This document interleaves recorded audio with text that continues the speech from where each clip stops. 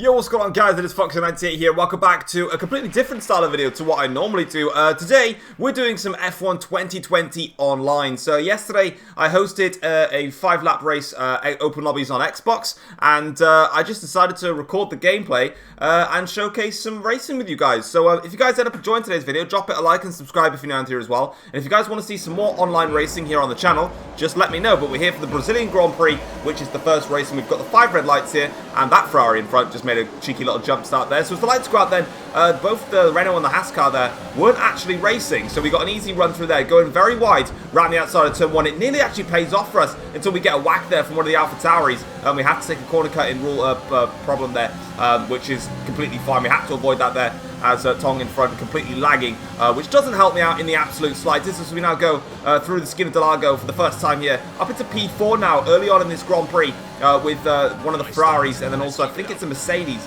that's out front, which is an absolute surprise. As once again here, I was getting really confused because unfortunately Tong was lagging so much, but eventually he lagged and just went wide, and that completely released us now into some clean air. So we've now got a Ferrari of Jaeger UK in front, and then also Tessa in the Mercedes then up in the lead of the Grand Prix now as we go through the end of the middle sector here with that AlphaTauri that actually gives a little bit of a whack going to the first corner. It didn't look like it was his fault, but obviously, you know, I decided to go right round the outside, and in any form of circumstances, when you take a little bit of a hit like that, you don't really get pinned on the inside. You just do what I do, you just go off the track and just cut the corner because you've been hit off the track. There's nothing you can really do about it. But at the end of the first lap then, we're half a second shy of Jaeger UK, or Jagger, however you want to pronounce it. I'm going to go with Jaeger because it sounds better. We're half a second behind him, and then we're 1.1 seconds behind Tessa. So we're already turning into a bit of a 4-horse race here. We've got Fusel, who was actually right behind us, is no longer right behind us because he's now actually gone and spun there. So it's now become a 3-horse race out front for the win here at the Brazilian Grand Prix. So we now need to be patient because these guys in front of me were really, really quick. And we're going to have to bide our time. At the end of lap 2 now, we're going to start lap 3 here. We've got plenty of ERS in our disposal, and I was saving this quite a lot, especially for the final few laps of the race, when I knew it was going to get very, very tough. It's a 108.4 there from Tessa. It was actually 0.4 of a second quicker than me, but eventually myself and Jaeger will be able to close that gap and set better laps than what he's done, because now, as you can see here, we've got DRS as another problem in the background there, as Panther Gamer there has also got a drive-through penalty, I believe that is, so he'll have to box. But you can already see that we're setting purple sectors now here, as we're going a little bit wide there through the exit, just having to control the steering though, because if you try and keep turning whilst you go wide through turn 4, you can end up just going into the wall, so I didn't really want to do that. But to the end of lap 3 to start lap 4 here, you can see that myself and Jaeger are closing very close now to the Mercedes here. In fact, Jaeger's probably using a little bit more engine modes than what I'm using here, but we set a 108.5, which still isn't the fast lap of the race as of yet. But of course, we're just biding our time, being nice and patient here, because it's a very difficult Grand Prix so far. And I can't get close to Jaeger because he's got DRS and probably using his battery as well. So I'm not really using absolutely everything here, but we're getting nice and close now, down in towards turn 4. Too far back though, going a little bit early on the braking, but there goes Jaeger, loses the back end of the car, goes onto the grass, so nearly makes contact with us, but he loses the back end then. That's his race done and dusted, and that's exactly what I said earlier. I bet you that he went wide to that corner, which he did, and then just carried on steering, when really, you just have to open up the steering and just carry on steering straight and just keep using the runoff area and then get back on track afterwards. Otherwise, you keep steering like that because of the undulation of that apex there, especially when you go wide, it just throws you off. And unfortunately for him, he's literally all the way down the back now. So it now turns into a 2-horse race between myself and Tessa here as we set a green middle sector, our personal best. We could be on for the fastest lap of the race here. We're 7 tenths back though from Tessa, so we're quite a long way behind here. We open up the DRS here. We're not really closing in on him, so he's definitely using a lot of his battery now as we cross the start finish line for 108.3. It is the fast lap of the race so far as we now go down into turn 1, and it's been very, very difficult this Grand Prix, and as you can see here, going very wide and losing a lot of time there. And unfortunately, with that scruffy center S section, that leaves us 0.8 of a second back. It's going to be very hard now, unless Tessa makes a mistake, in order for us to take the lead here at the Brazilian Grand Prix. So we go through towards turn 4 this time around, and yeah, we're all right through there, but it doesn't look like we're going to be able to make the move here. But you can see how all of the other drivers behind us have suffered quite badly. That's one of the things in these 5-lap races. I think I was racing for about 3 hours yesterday, and it killed me.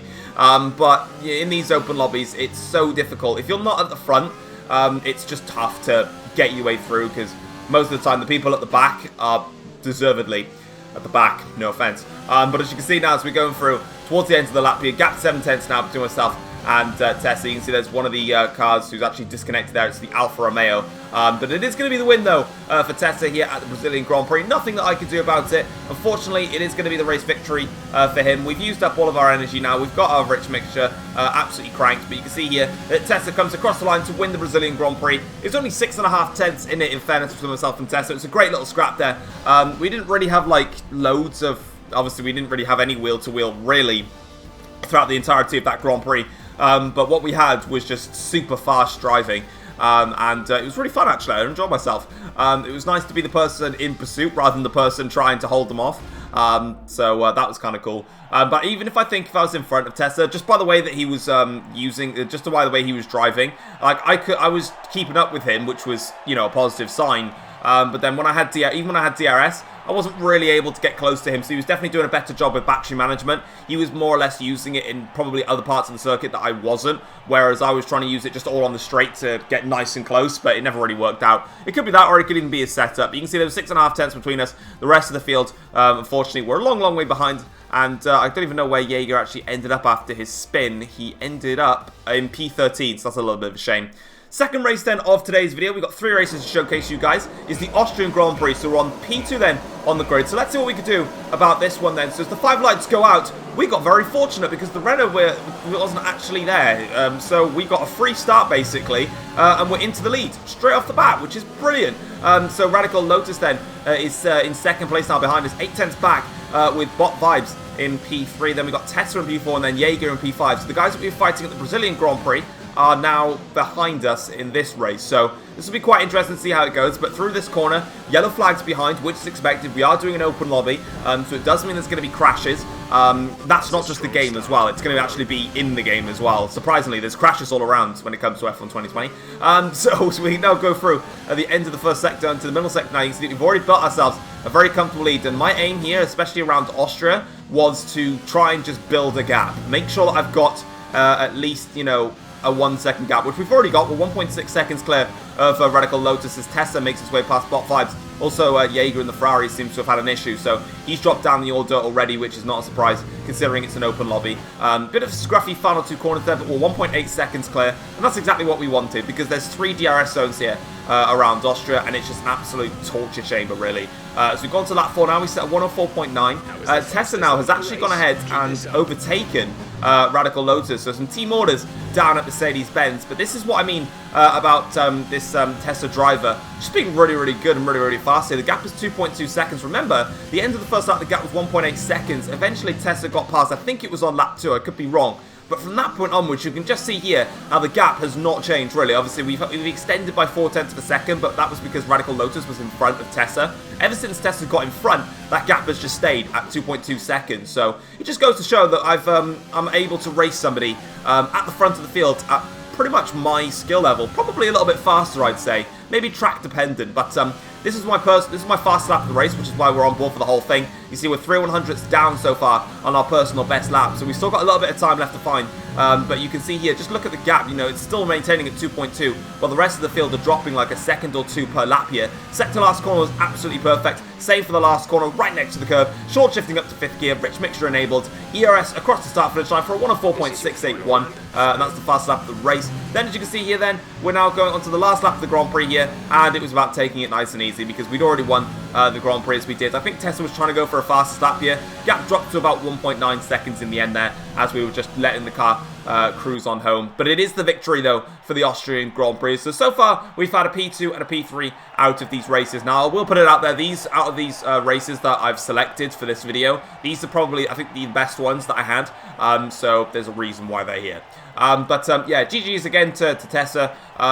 Really quick driver, and kept me on my toes a little bit. I couldn't relax in that Grand Prix. I had to push flat out from start to finish. Eventually, though, our fast lap actually got beaten by Jaeger, unfortunately. So he managed to get a clean lap in there, and he set a 104.641. So maybe if he didn't have an issue at the start of the race, he could have potentially had a little bit of fun. But the last race for today's video is the British Grand Prix. We swapped to the Ferrari, because why not? And let's go and see what we could do then. So Hayden there getting an instant drive-through penalty, which isn't going to be the best thing in the world. But starting from P13 on the grid then, instantly up into 10th place now as we go through towards turn 1 here. Take a very wide line to try and avoid all of the contacts and collisions there. A couple of drivers went off, though, as one of the Williams cars is in front of us now. It's getting very close to the back of Diving Shark there, actually. I think someone has actually spun on the back of me there, and there's a Red Bull that's gone around there, so that's a little bit of a shame. But we now try and carry onwards here, and we've got a Renault there in AI mode.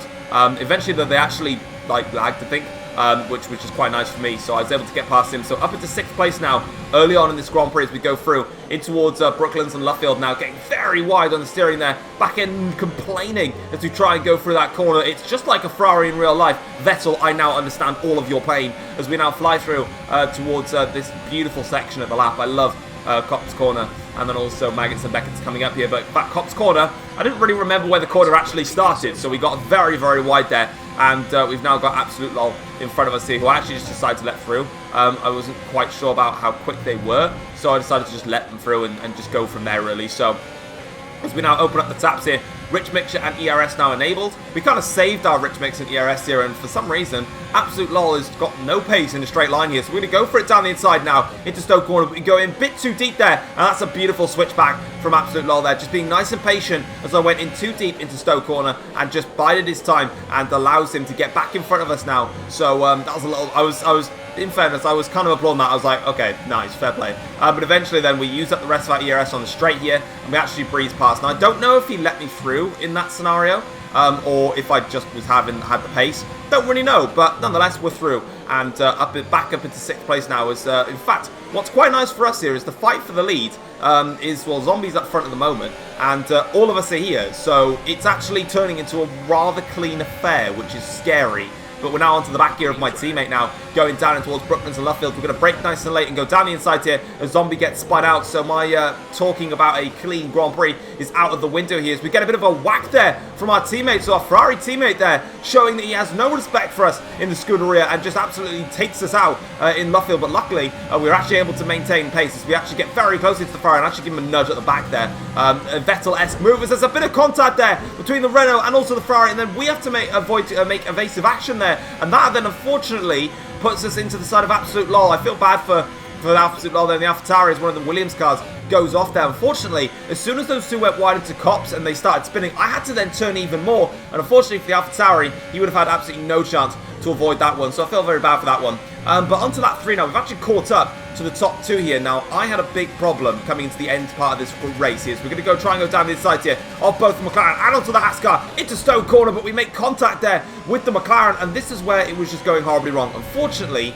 the McLaren in front is has got horrible internet connection, and they're lagging so badly that, I mean, going towards Stoke Corner, I had the inside line covered and I should have been fine, but there was some lag issue in there, and we made contact, and that just threw me offline. Otherwise, that double overtake probably would have stuck if it was just two normal drivers that weren't internet connection lagging like a mother trucker. You can see the Renault there set the fast lap of the race so far, but this is my issue here. Like, when you're racing in an online, I don't know where I can challenge him, because I don't know if he's going to ghost and I can go through because his internet's poor, or if he's not going to ghost and we're going to have an internet connection lag and we're going to crash. So I was really confused about what I can do here. So I decided to just take the approach of just, you know what, you two do your thing. You know, I'm just going to stick behind and try, but just look at the lag. Like, I don't know what I'm meant to do with this situation, man. We get the DRSO open here on the back straight, and we're only a tenth of a second back here. So I decided to just go for it into Stoke Corner again and just see what happens. We go down inside into Stowe, and this time around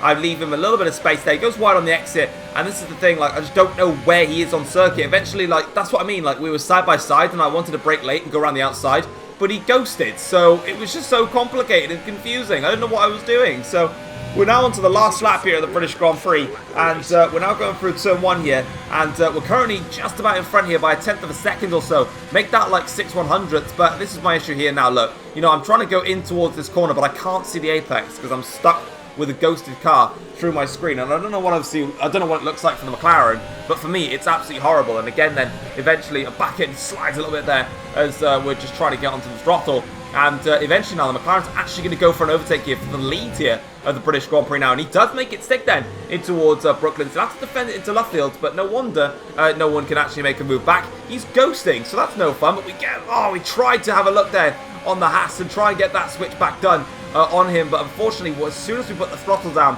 again, the back end was complaining, and we had no grip there in the rear to actually make that one slip. We go wide there through the exit of Cops Corner, but we're on regular corner cutting rules because, to be honest, for me, strict corner cutting rules in F1 2020, I really hate them. I feel like regular actually imitates F1 in real life a little bit more accurate. Obviously, it's not super accurate because you can do a lot more in terms of corner cutting on the game. But as you can see, then we're now going towards the last lap of the Grand Prix here. Unfortunately, again, I think the Haas in front is having the same issue. Just doesn't know where the McLaren is. It's just all over the shop. So we're now going to go through in towards the Bell chicane. Will we have a look down the inside? Not quite, unfortunately for us. But as we go now through the last corner here, tried to get onto the power then. We probably could have and should have won that Grand Prix. But it's third place here for the British Grand Prix. And that is it all over. But guys, that is going to be it for today's video. If you guys have enjoyed it, like I said, drop it a like and subscribe if you're new here as well. And if you guys want to see more F1 2020 online, just let me know in the comments section down below. This is something that I wanted to have a go at and just see if people enjoyed. So now my question is going to now be put at you. I've made the video and I want to see if you enjoyed it. So if you did, let me know, and I'll do more open lobbies for some more of these races in the future. But for now, guys, I'm out. Take care all. Peace.